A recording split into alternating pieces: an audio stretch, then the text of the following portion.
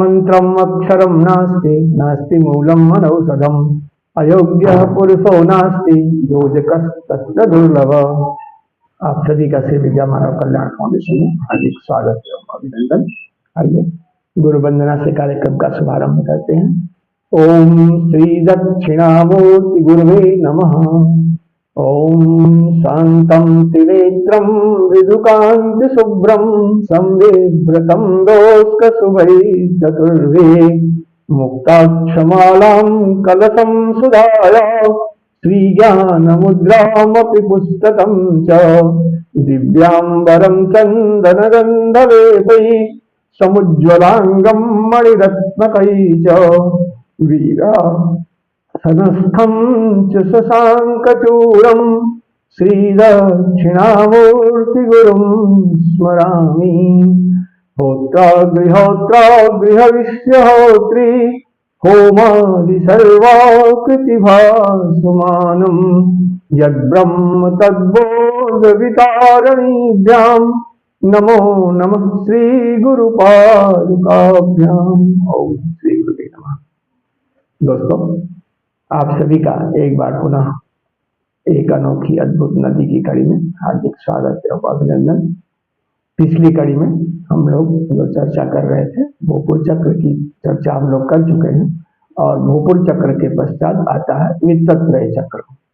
ये बहुत ही महत्वपूर्ण जो है, ये जो तीनों वृत्त हैं ये हमारे जीवन में इनका बहुत ही महत्वपूर्ण योगदान है और हमारा जो समस्त जीवन है, जो जीवन का ध्येय है, उसमें हम धर्म अर्थ और काम तीन की प्राप्ति के लिए ही समस्त जीवन भर मेहनत करते हैं।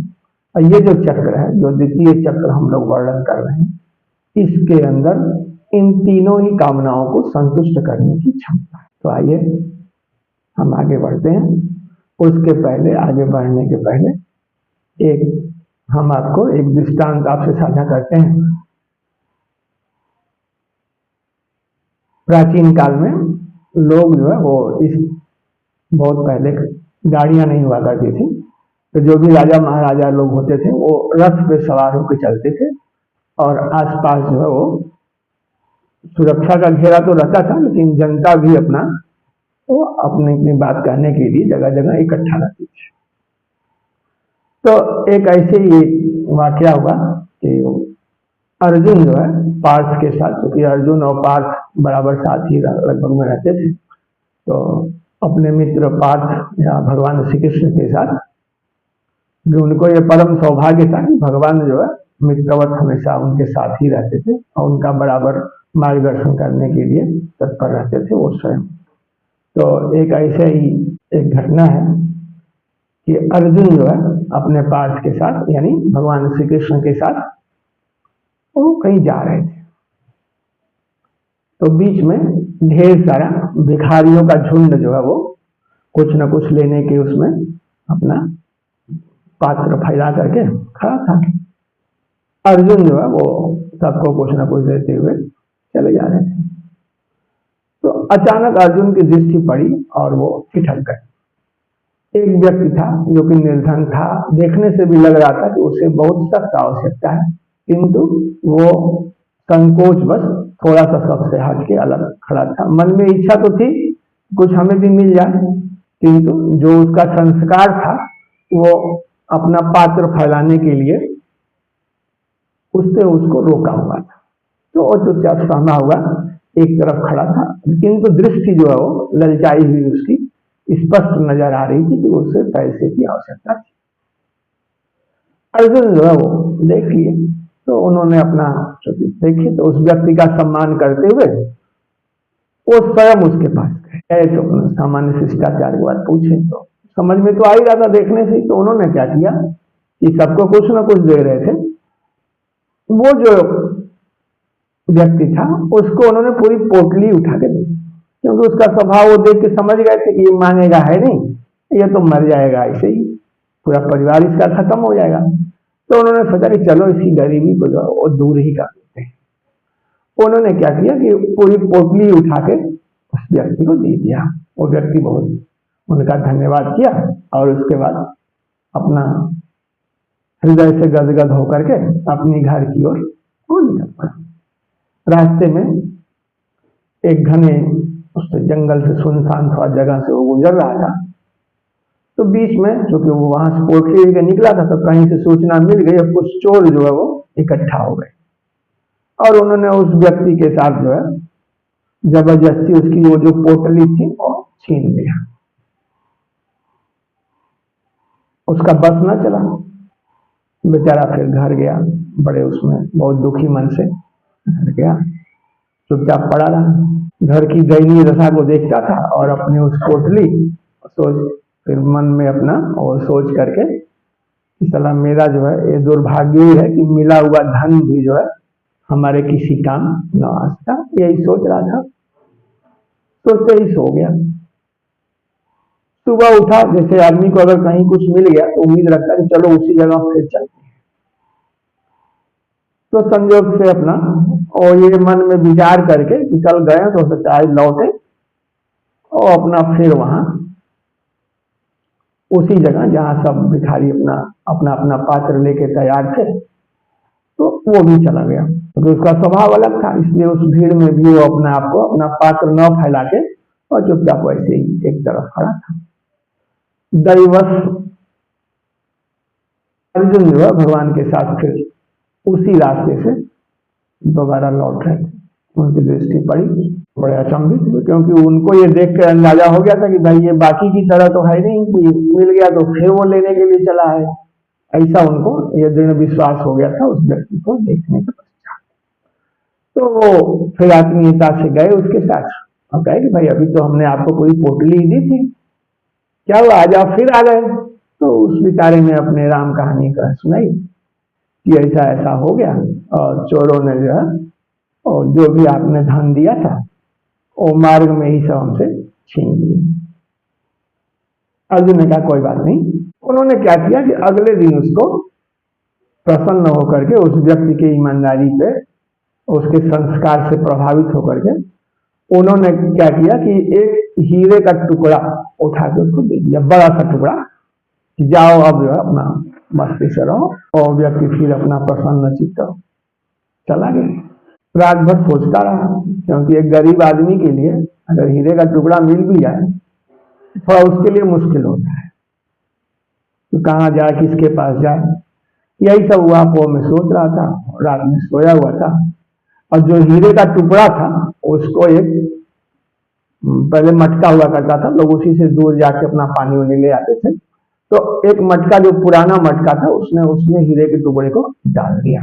देर तक सोया रहा क्योंकि उसके पास बहुत अमूल्य बहुमूल्य वस्तु तो मिल गई थी, लेकिन वो कैसे उसका उपयोग कर सके यही सब विचार करता रहा। तो नींद नहीं आई, सोने में लेट हो गया। पत्नी अपना सुबह उठी, पानी भरने जा रही थी, घड़ा उठा के थोड़ा दूर गई, तब तक जो उसका घड़ा था जिसमें नित्य वो पानी लाया करती थी वो किसी वजह से पैर फिसला और घड़ा जो है वो उसका टूट गया। बेचारी फिर वापस आई।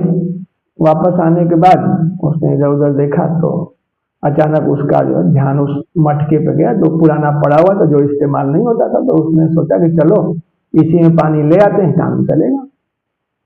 वो अपना बस तुरंत उस मटके को उठाई और उठा करके नदी की ओर चली गई और उसके बाद नदी में उसने मटके को डुबाया और वो जो हीरे का टुकड़ा था वो पानी के साथ जो है नदी में प्रवाहित हो गया। उसको तो पता था नहीं, उसने अपना पानी दिया और जल्दी जल्दी शीघ्रता पूर्वक घर की ओर वापस आ गई। तो जब वापस आ गई तो वो जो व्यक्ति था उसके जो पति महोदय थे थोड़ा देर से उठे और उठने के बाद चूंकि बहुमूल्य वस्तु उनको मिली थी तो उस मटके की ओर देखे तो वहां मटका नहीं था। फिर जल्दी जल्दी दौड़े तो देख रहे हैं कि मटके में जो है पानी भर के ले आई है। तो मटके में देखे, पत्नी से पूछे कि भाई ये बताओ इसमें कुछ सामान था वो तुमने कहाँ रखा? पत्नी ने कहा कि इसमें तो कुछ था ही नहीं, हम नदी में गए और पानी भर के इसमें ले। बेचारे समझ गए। तो वो जो टुकड़ा था वो भी संयोग से पानी में चला गया। बेचारा फिर जहां का तहां। तो फिर विवश होकर के वो अगले दिन वहीं अपना फिर पहुंच गया जहां सब भिखारी अपना खड़े रहते थे, अपना अपना पात्र फैला के कि जो भी आगंतुक आएंगे वो कुछ न कुछ देंगे।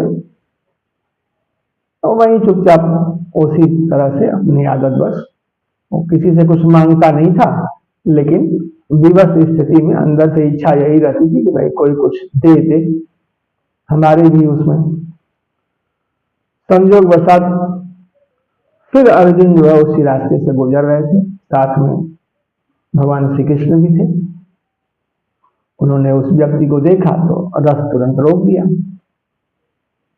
फिर उससे पूछा कि क्या हुआ, कल तो हमने तुमको इतना बड़ा हीरा का टुकड़ा दिया था। तो व्यक्ति ने फिर सुनाया कि महाराज ऐसे ऐसे हो गया और क्या बताएं, हमारी किस्मत ही खराब है। तो अर्जुन को भी लगा कि सचमुच में इसकी किस्मत ही खराब है, इसलिए इस व्यक्ति का जो है वो कोई मदद करना संभव नहीं है। तो भगवान की तरफ देखे और चलने के उसमें कहे कि लग रहा है कि हम लोग जो है इस व्यक्ति का कोई मदद नहीं कर सकते, क्योंकि इसका संजोग ही खराब है, इसकी किस्मत जो इसके साथ नहीं है।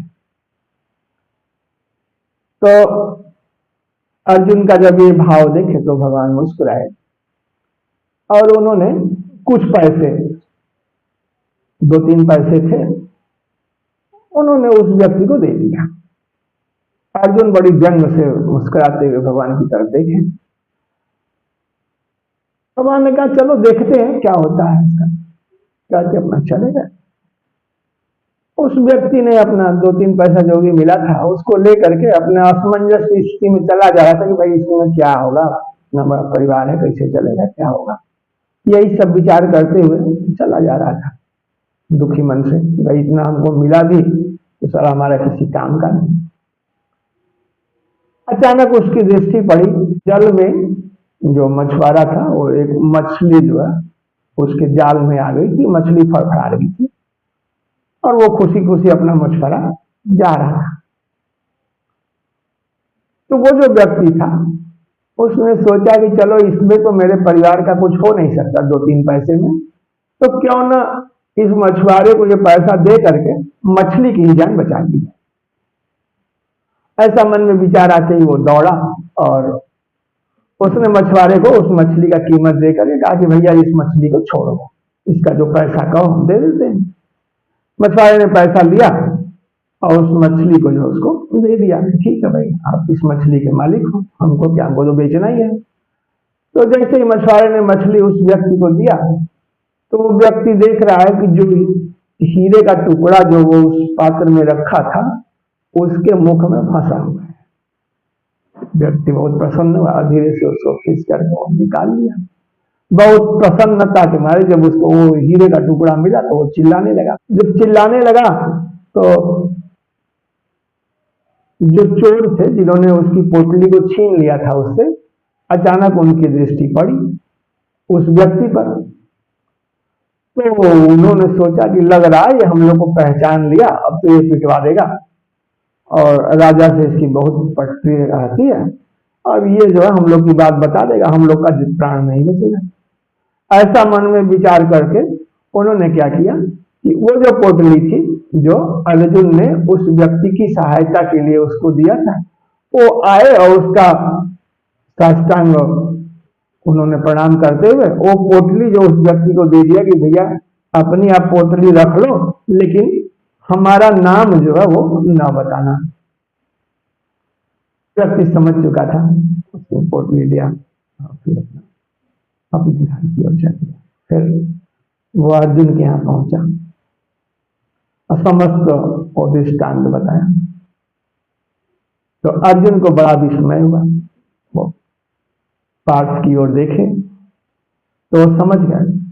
तो पार्थ ने फिर उनको उपदेश दिया और पार्थ उनको बताए कि भाई देखो ये कोई जरूरी नहीं है, इस व्यक्ति ने जो हमने पैसा दिया था उसका उपयोग अपने उसमें न करके एक ऐसे जीव की प्राण की रक्षा के लिए किया जो कि अपने जीवन से संघर्ष। तो उसका जो फल क्या हुआ कि उस जीव के प्रसन्न होने से ये जो व्यक्ति है ये श्राप मुक्त हो गया और जितनी भी इसके उसमें था वो सब इसको तुरंत ही उसके गदगद हृदय की वजह से, आशीर्वाद की वजह से उसे प्राप्त हुआ। फिर अर्जुन जो है शर्मिंदा हुए अपने आप को और पार्थ का धन्यवाद देते हुए। कहने का अर्थ ये है दोस्तों कि जब आप कोई भी कार्य करते हैं तो उसमें जो आपका भाव है, यदि वो भाव कल्याण का है, अपने से ऊपर उठ के एक समाज में लोगों का हित का यदि भाव है तो बहुत ढेर सारे कुचक्रों को वो एक क्षण में बदल के रख देता है। यही इसका निहितार्थ है। अतः आइए अब हम इसी भाव के साथ मंगलमय कल्याण और सर्वभूत हिते रतः की भावना के साथ भगवती के जो वित्तत्रय चक्र है उसका जो द्वितीय श्लोक है उसका गुणगान करते हैं। श्रीकाल रात्रि मथ खातिकाम्बां रात्रिं च घंटां विदिताम्बिकां च दारात्मिकां भीषण रूप चंडां श्रीछात्मिकां चैव जयाक्षमूर्तिं। ये जो वित्तत्रय चक्र है इसकी वंदना करते हुए लिखते हैं कि मैं श्वेत, लाल तथा कृष्ण वर्ण के 3 वृत्तों से निर्मित परम मातृका योगिनियों के साथ धर्म, अर्थ तथा काम रूपी त्रिवर को सिद्ध करने वाला और भूलोक में दुर्लभ वित्तत्रय नामक एक अन्य चक्र को प्रणाम करता हूँ। प्रथम वित्र में स्थित कालरात्रि आदि 16 मातृकाओं की वंदना मैं कालरात्रि मातृका, उसके बाद खादिका मातृका, मातृका पद के धारण करने वाली, गान करने वाली गायत्री मातृका तथा घंटा मातृका, दाड़ात्मिका मातृका, भयंकर रूप वाली चंडा मातृका, छात्मिका मातृका तथा जया नामक मूर्ति रूपणी जया मातृका, झंकारिणी मातृका तथा ज्ञान रूपी शरीर वाली ज्ञान शरीरिणी मातृका, अति दिव्य रूप वाली टंकहस्ता मातृका, ठंकारिणी मातृका, डकारिणी मातृका और झकारिणी मातृका तथा डकारिणी मातृका को प्रणाम करता हूं। इसी के साथ इस भाव को, मंगलमय भाव को आप अपने जीवन में उतारें और इसको व्यवहार में कैसे परिणत करें, इस ओर अपना कदम बढ़ाएं। बाकी जो सौभाग्य है वो खुद आपका कई गुना वापस होकर के आपके यहाँ दस्तक देगा। इसी अनुरोध के साथ हम आपसे विदा लेते हैं।